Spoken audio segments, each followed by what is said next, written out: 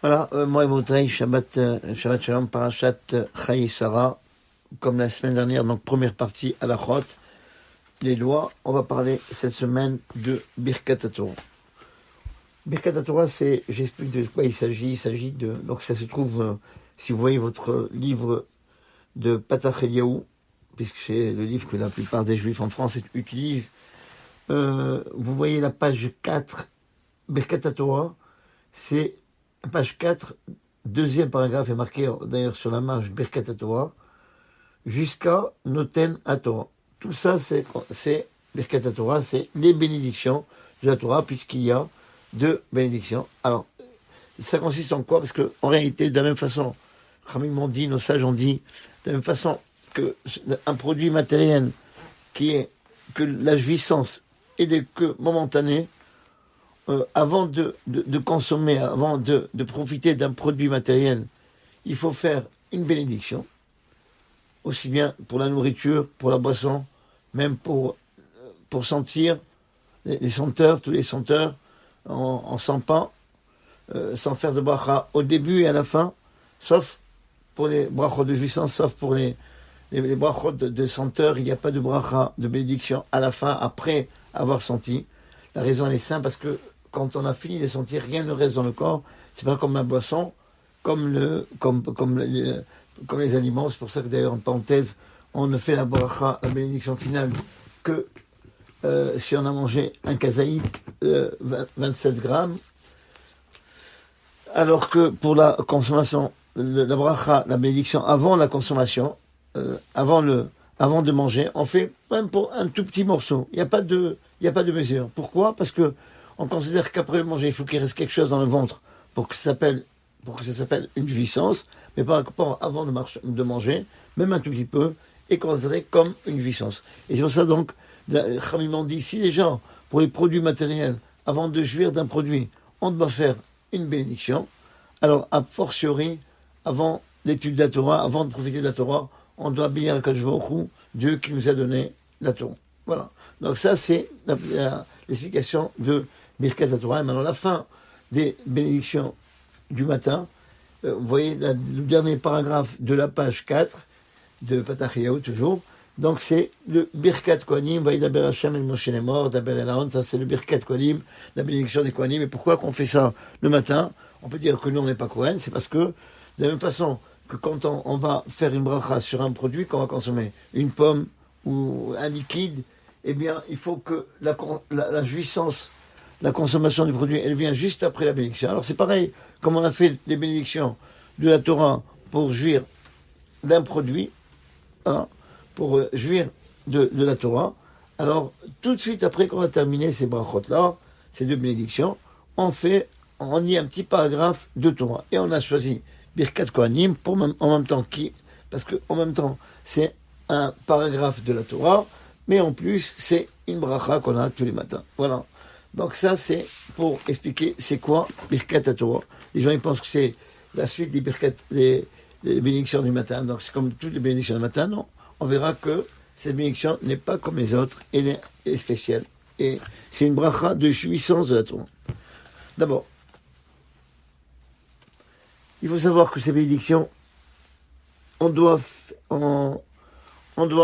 faire attention énormément pour bien les prononcer, bien penser à chaque mot, qu'on n'a pas le droit d'étudier les paroles de la Torah jusqu'au moment où il fait ses bénédictions. Et on doit faire ces bénédictions, que ce soit quelqu'un qui veut étudier le Mikra, c'est-à-dire il veut étudier la Bible, il veut étudier la Bible, ou bien il veut étudier la Mishnah, la première partie de la Torah orale, ou bien il veut étudier le Talmud, ou la Halacha, ou bien quelqu'un qui veut étudier aussi les Midrashim de nos sages, tout ce qui concerne une partie de lecture pour l'étude de la Torah, eh bien, on n'a pas le droit de faire sans faire les bénédictions de la Torah. Exactement pareil qu'on n'a pas le droit de jouir d'un produit, de manger une pomme sans faire une bracha.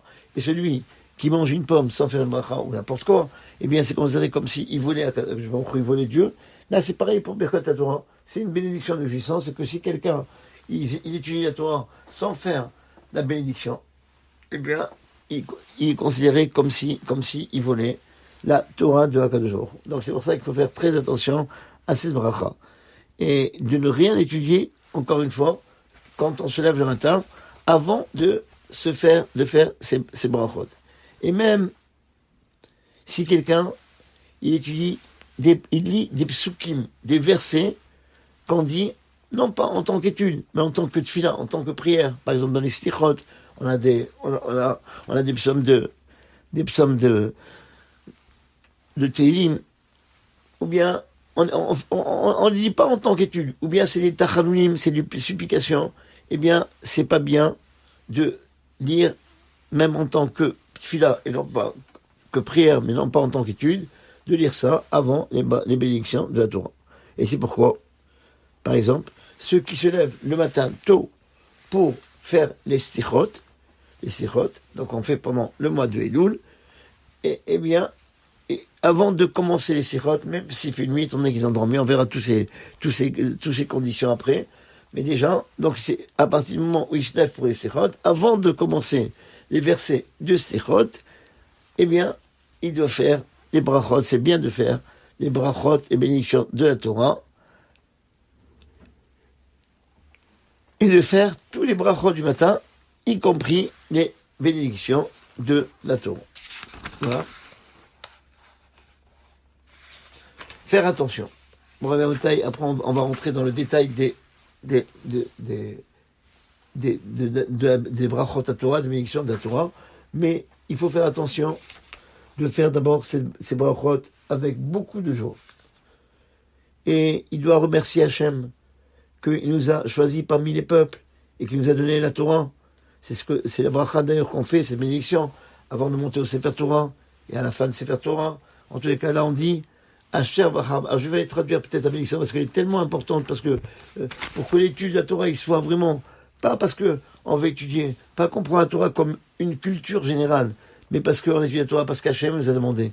Et c'est la plus grande mitzvah qu'on a, c'est l'étude de la Torah. Les gens, ils oublient, ils font beaucoup de mitzvot, mais ils ne s'adonnent pas, ils ne prennent pas le temps d'étudier un peu le soir, avant de rentrer chez eux à la maison, ou le matin. Alors, c'est la mitzvah la plus importante, donc il faut comprendre cette bracha pour que toute l'étude qu'on fait, ça soit pour faire plaisir à Dieu. Alors, on demande, on dit comme ça, Baruch ata Hashem, toi, Hachem, qui est source de bénédiction, Elokeinu melech haolam, le maître de tout l'univers, Asher kidishanu b'mitzvotav, qui nous a sanctifiés par ses commandements, Vesivanu, et nous a ordonné, al divrei Torah, sur l'étude de la Torah. Après, on dit, Ve'arevna Hachem Elokeinu, que Hachem rend agréable, s'il te plaît, et divrei Torah, les paroles de la Torah, Befinu, dans notre bouche, ou Fifiot Amecha Bet Israël, et dans la bouche de tout ton peuple Israël. Vénier et qu'on soit Anachnu, nous, Vetse et Sainu. Regarde, il faut lire comme ça, faites attention, ne déplacez pas les virgules. On dit d'abord, Vénier Anachnu, que nous soyons Vetse et Sainu, et nos enfants, Vetse et Sainu, et les descendants de nos descendants. Donc c'est pour bien couper comme ça, parce qu'après ça n'a pas de sens.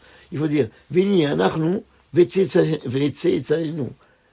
En deuxième, et après, Vetse et Sainu, ça veut dire les descendants de nos descendants, Kulanu, tous, qu'on soit, Ben Hachem, avec l'aide de Dieu, Yudai Shemecha, ceux qui connaissent ton nom, Velom de Torah Tra Lishma, et qui étudient la Torah, Lishma, pour ton nom, ça veut dire sans aucun intérêt, Baruch ata Hachem, soit Hachem béni, Amelamed Torah, qui enseigne la Torah, Néarmou Israël, à son peuple Israël. Baruch ata Hashem Elokeinu melech haolam, toi Hashem qui est source de bénédiction, Eloheinu, notre Dieu, roi de l'univers, Asher Mahar Banu Mikol Ha'amim, qui nous a choisis parmi toutes les nations, Venatal Nanu et Torato, et qui nous a donné sa Torah, Baruch ata Hashem, soit béni Hashem, notez la Torah, qui nous donne la Torah, vous voyez, que c'est pas marqué Nathan à Torah, c'est pas, on dit pas Nathan au passé, que Dieu il nous a donné la Torah, mais Noten, qui donne la Torah. Hachem, chaque jour, il nous donne la Torah. Il faut que la Torah elle soit, à nos yeux, toujours nouvelle pour qu'on puisse, quand c'est un produit nouveau, comme par exemple, comme les fruits, vous voyez, comme on a dit tout à l'heure, si quelqu'un, par exemple, il voit un nouveau fruit au marché, il a envie de le manger. Alors qu'à la fin de la période, il s'en lasse, là, il a envie de manger. Eh bien, on dit à Dieu, voilà, fais en sorte que cette Torah, pour qu'on puisse étudier deux choses. D'abord, on dit, voilà, la première chose qu'on dit pour étudier la Torah, c'est quoi? Il faut, Vea Revna Hashem Elokinu. Rend agréable Hashem les paroles de la Torah. Quand c'est agréable, on va s'adonner à l'étude de la Torah, mais quand c'est pas agréable, on n'a pas envie de le faire. Donc la première chose, c'est, on demande à Dieu, pour pouvoir étudier, la seule chose qu'il nous faut, c'est d'abord que ce soit agréable. Et deuxièmement, dans la fin de la bénédiction, on dit, Baruch Ata Hashem, notez la Torah, sois béni Hashem. Toi qui donnes la Torah, on dit pas Nathan, pour dire que la Torah doit être toujours, à nos yeux, comme nouvelle. Tout ce qui est nouveau, on aime. Quelqu'un qui vient de se marier, il aime sa femme. Après, on ne sait pas, on espère, Hachem, qui reste toujours avec le même amour. Mais c'est plus difficile. Un produit qu'on achète au marché, les premiers jours, on a envie de le manger. Après, à la fin de la saison, on dit voilà, on s'en lasse et on ne veut plus le manger. Ça, donc, c'est la bénédiction de la Torah, l'explication pour que bien penser à tout ça, faire avec beaucoup de kavana, beaucoup de ferveur, beaucoup de concentration et dire cette bracha, comme on a dit tout à l'heure, avec remercier vraiment Hachem qui a pensé à nous, qui a donné toutes les nations du monde. Il voulait prendre la Torah et finalement personne n'a pris. La Torah nous est revenue. Donc il faut qu'on fasse ces brachas, cette bénédiction, avec beaucoup de simcha, beaucoup de joie. Voilà, donc ça c'est par rapport à la bénédiction, la traduction de la bénédiction. Alors, on va rentrer maintenant dans les halachot, les lois. Alors, donc, on a dit que quelle que soit l'étude qu'on fait, Torah écrite, Torah orale, tout ce qui concerne la halacha, tout ce qui est les lois, eh bien, on doit, avant d'étudier, avant de donner le livre, bénir Akadosh Baruch Hu, qui nous donne la force de faire tout ça. Certains disent que les bénédictions de la Torah sont de la Torah. Pourquoi? On va dire, si déjà, Ve'achalta v'samata, quand tu manges et tu rassasies, tu dois faire une bracha, eh bien, à plus forte raison, les bénédictions de la Torah. Donc, il y a certains qui pensent que ce qui est marqué comme ça dans le Talmud, c'est pour nous montrer que les brachot, les bénédictions de la Torah, sont de la Torah. Et d'après eux, si par exemple quelqu'un il oublie, est-ce que j'ai fait les brachot, est-ce que j'ai pas fait les brachot? Alors, le matin, je me suis réveillé, je sais pas, des fois je mets au réveil, je fais les bénédictions au réveil, des fois plus tard, quand je suis habillé, et à force de changer, je sais pas, j'ai oublié, est-ce que j'ai fait les bénédictions ou non? Eh bien, il faut savoir que toutes les bénédictions, on les refait pas. Certains ils disent, par contre, Birkat Torah, les bénédictions de la Torah pour pouvoir étudier. Ça, on refait, si on a un doute. Parce que ces brachot, ils sont dans la Torah. Et donc, chaque fois qu'on a un doute de la Torah, on doit refaire. Et certains disent que non. Ils disent que les brachot de la Torah, c'est Midra Banan, par ordre rabbinique. Et d'après eux, si quelqu'un, il a un doute, s'il a fait les brachot de la Torah, les bénédictions de la Torah, ou il les a pas fait, il ne recommence pas à cause du safek, à cause du doute. Et, puisqu'on a comme principe, safek brachot, quand on a un doute pour une bracha, on ne fait pas. Et c'est pourquoi on tient compte au niveau de la halakha, la loi tranchée, de cet avis. Et par conséquent, si quelqu'un il a un doute, est-ce qu'il a fait les brachot du matin ou non, il ne recommence pas les brachot.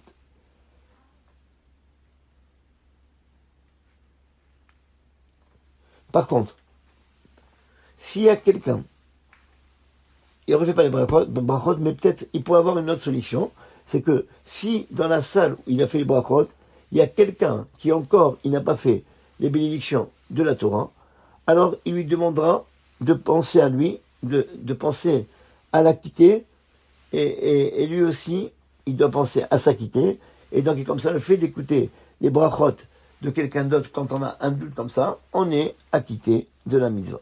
Et s'il y a personne qui peut la quitter, parce que nous, chez Kazim, c'est facile de trouver quelqu'un qui nous acquitte. Pourquoi? Parce qu'on a dit que chez Kazim, par exemple, quelqu'un qui a dormi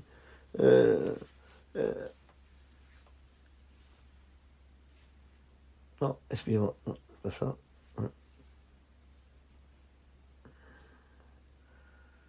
Voilà. Donc, je reviens à ma c'est une erreur. Alors,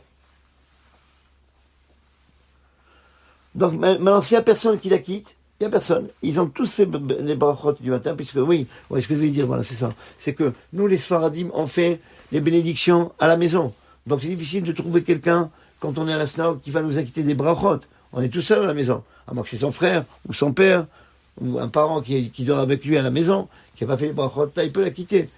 Mais les Shkazim, c'est plus facile parce que, on a dit la semaine dernière, je ne sais pas si vous vous rappelez, qu'ils ont l'habitude de faire les bénédictions à la synagogue. Donc, c'est facile de trouver dans le cas où j'ai un doute, quelqu'un qui veut m'acquitter des bénédictions. On lui demande de penser à nous quand il fait les bénédictions. Et nous aussi, on doit penser être acquittés par ces bénédictions.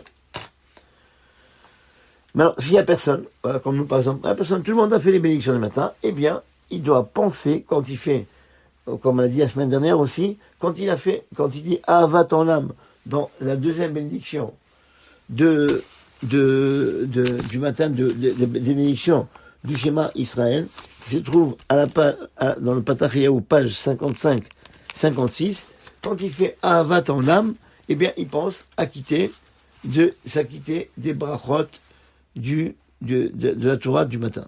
Puisqu'on dit Ahavat en âme aftanu, que Dieu tu nous as donné, tu nous as aimés d'un amour éternel.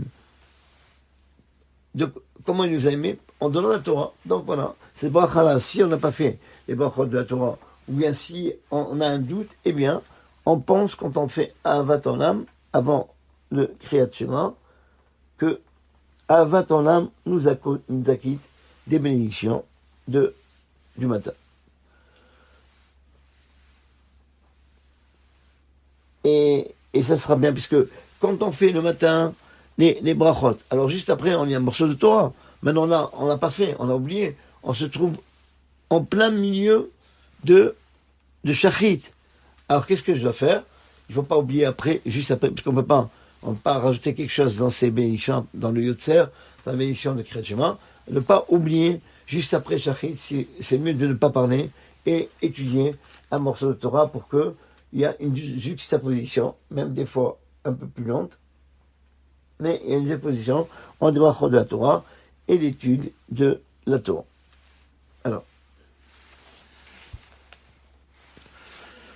Alors, il est permis, par contre. Donc, on n'a pas le droit donc d'étudier la Torah sans faire les bénédictions.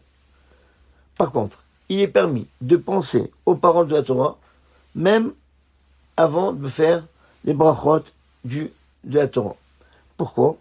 Parce que on dit que le haïkar, l'essentiel de la mitzvah de l'étude de la Torah, c'est quand il fait sortir les mots de sa bouche, de ses lèvres.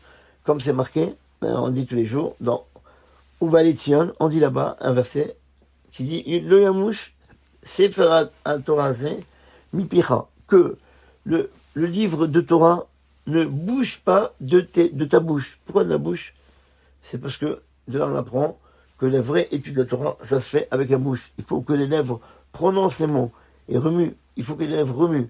Comme ça, c'est marqué aussi dans les midrash, les midrash, les récits de nos maîtres, dans Eruvin, Dafnun, Dalet, Amud Aleph, du Passouk, il y a un Passouk qui dit à toi, qui karov elecha davar meot, parce que la chose est très proche de toi. C'est quoi cette chose? C'est l'étude de la Torah. Quand? Bisman, shemipecha ovid vafrala. Si tu as vraiment, tu es sincère, que dans ta bouche et dans ton cœur, tu as envie de le faire. Et comme ça, c'est marqué, Kinaim, que c'est beau, que c'est agréable, que tu gardes tous les lois de la Torah dans ton ventre, veikolu yardav asifatecha, et qu'ils soient aussi ensemble, pareil. Donc, pour ne pas avoir une différence entre le cœur et la bouche, on dit comme ça, il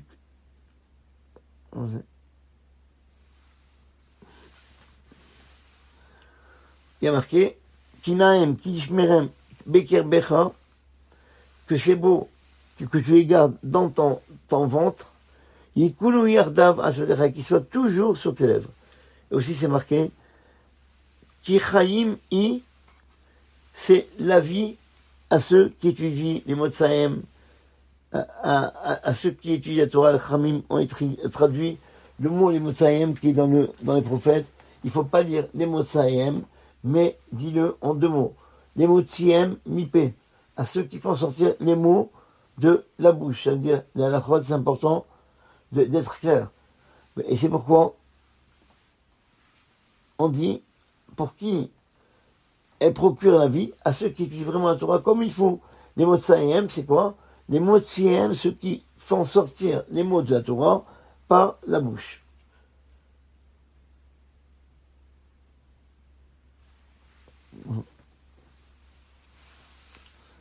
Et là, à ce moment-là, il n'est pas marqué à la suite, Arucha, elle est dressée partout où Shmura, elle est gardée. Ça veut dire, le sage a expliqué que si la Torah, elle est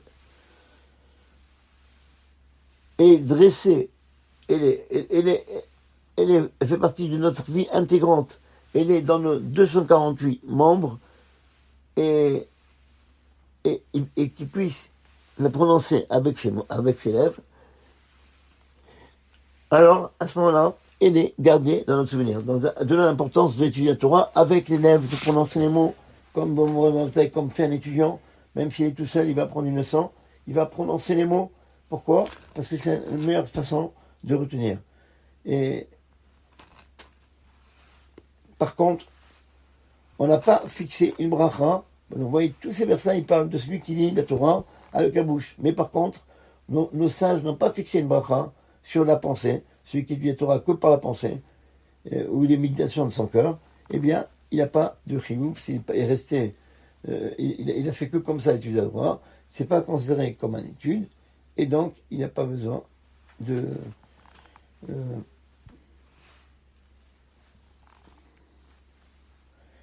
il n'a pas besoin de faire les brachot s'il étudie seulement avec la pensée. Par exemple, quelqu'un qui est réveillé et qui veut pas se lever, alors il a le droit de prendre un livre d'après la halakha et voir les mots et sans prononcer les mots. Et c'est bien que celui qui écrit aussi des paroles de Torah, et il fait... Non, voilà. Donc, par contre, celui qui écrit des paroles de Torah, a priori, il n'a pas le droit d'écrire à moins qu'il fait les brachot de la Torah. Et comme il a fait les brachot de la Torah, comme il y a un doute, est-ce qu'on fait pour l'activant, est-ce que l'écriture, c'est considéré comme le fait de dire, de parler avec sa bouche? Non. Ça, il y a une grande conséquence par rapport au halachot, par exemple. Je ne vais pas entrer dans les détails, mais je vous donne une question, sans répondre à cette question. Imaginons, par exemple, le khatan, on a un khatan, il va se marier avec une kala. Mais malheureusement, ce khatan, le marié, il est muet, il ne parle pas. Alors comment il doit faire? Comment il peut, pour être marié, il faut qu'il dise à la femme, Areat mekudé sheti, tu m'es consacré, betaba azo par cet anneau, kedat Moshe d'Israël, comme la loi de Moshe d'Israël. C'est comme ça qu'on marie, c'est comme ça qu'on demande en mariage. Et lui, il ne peut pas parler, Mishkin, il ne sait pas parler, il est muet. Alors comment il doit faire? Il n'appelle pas quelqu'un, après il va lui piquer sa femme. Non. Alors certains disent que dans ce cas-là, il peut écrire et que l'activant, l'écriture, est considéré comme le fait de parler, de dire.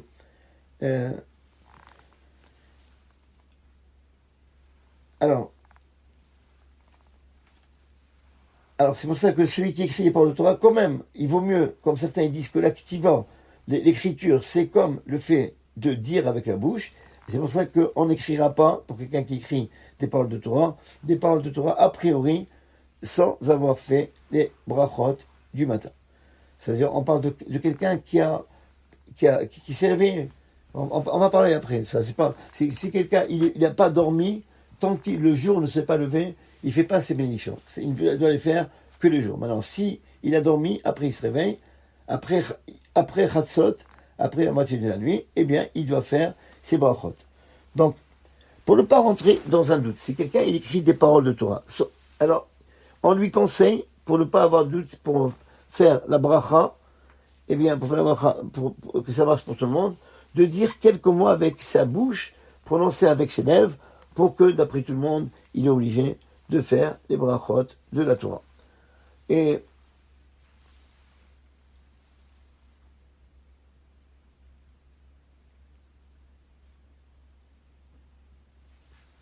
de toute façon,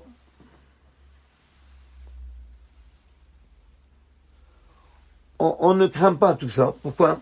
Parce que nous, on a l'habitude, après les brachot du matin, de dire N'oublie pas qu'on lit le Birkat Kohanim, justement, parce que même si il n'a fait qu'écrire, au moins voilà, il a prononcé avec ses mots, dans la tefila, des paroles de Torah, et donc il est acquitté comme ça, puisque si la question elle se pose dans le cas où quelqu'un, il n'a pas lu Birkat Kohanim, donc il n'a pas du tout étudié, il fait les brachot, et après, noter la Torah, il va se mettre à étudier. Alors à ce moment-là, c'est un doute, est-ce qu'il doit faire les brachot ou non? Pratiquement, on fait la bracha, il vaut mieux faire la bracha avant, mais le mieux, c'est de prononcer quelques mots. Mais pour nous, que de toute façon on prononce des mots, puisqu'on dit Birkat Kohanim, juste après qu'il y a un paragraphe de la Torah, après la brachot du matin, eh bien, il n'a pas besoin de lire des mots dans le cas où il est fait qu'écrire un Dvar Torah. Voilà, ça c'est pour la partie halakha. Quand on conduira Be'ez Hashem tous les lois de l'événement de la Torah, que les gens ne pensent pas qu'il y a autant de lois sur ça, mais c'est très important de savoir tous les détails pour qu'on puisse faire Be'ez Hashem l'étude de la Torah dans la pureté. Rappelez-vous qu'on raconte du Rav de Brisk, c'est un grand Rav en Eretz Israël, que il avait une discussion avec son petit-fils pour savoir est-ce que on a le droit de prendre des trocs de la Shemitah de la 7e année. Alors, est-ce qu'on a le droit de prendre pour la bracha du lulav et des trocs? Et lui il pensait qu'on peut, et son petit-fils pensait qu'on peut pas. Et voilà. Et il a trouvé la réponse, il a trouvé toutes les preuves à 3h du matin. À 3h du matin, il appelle son shamash, celui qui le sert, son serviteur, on va dire, et il lui demande, appelle-moi mon petit-fils, je veux lui prouver manger toutes les preuves comme quoi c'est moi qui ai raison. Et le shamash, l'employé du Rav, il va appeler son petit-fils, et au moment où il arrive, le grand-père, il était très pressé de dire à son petit-fils, voilà, toutes les raisons, j'ai toutes les preuves comme quoi on n'a pas le droit de prendre de l'étrog de la Shemitah. Voilà. Et alors le petit dit, attends papy, attends. Il dit, pourquoi? Il dit, parce que tu peux pas me parler. Et je ne peux pas écouter. Pourquoi? Il dit, parce que j'ai pas fait encore les brachot de la Torah. Donc j'ai pas le droit d'écouter, de profiter d'une parole de Torah tant que j'ai pas fait les brachot. Et son grand-père, il le voit dans les yeux, comme quelle honte que tu m'as fait. À 3h du matin, encore tu n'es pas réveillé, encore tu dormais, c'est une honte. Donc voilà, il faut vous dire combien les gens ils restent réveillés pour étudier la Torah la nuit. Et Bémet, c'est la meilleure Torah la nuit parce qu'en réalité, il faut dormir. Normalement, le mieux pour étudier la Torah, c'est dormir et après se réveiller tôt et étudier la Torah parce qu'on est dans le calme, on est après le réveil. Donc on est dormir d'abord, on est reposé. Les Mekoubanim, ils font comme ça, ils dorment. La première partie de la nuit, ils se réveillent dans la deuxième partie de la nuit, et là, ils sont reposés, et c'est le calme total, et on peut s'adonner à l'étude comme il faut, et c'est ça que il attend de nous, si on peut le faire, c'est le mieux. Eh bien, c'est marqué, Kumi, Roni, Balaïla, lève-toi et chante dans la nuit. Et c'est quoi Roni? La Rina, c'est quoi? C'est la Torah, c'est l'étude de la Torah. Il faut que la Torah, à l'époque, ça se chantait. On ne dit pas la Torah comme ça, on chantait les mots de la Torah, pour que la Torah soit agréable. Voilà, donc c'est la meilleure période de la journée pour pouvoir étudier la Torah dans le calme après le sommeil. On a la mémoire qui est complètement, on s'est complètement ressourcé, on n'est pas fatigué. On dit tous les matins, il donne la chemin à quelqu'un qui est comme mort, il nous ravifie tous les matins. Alors voilà, c'est à ce moment-là qu'on doit ne pas oublier de faire les brachot de la Torah. Voilà, Shabbat Shalom, on passe à la deuxième partie.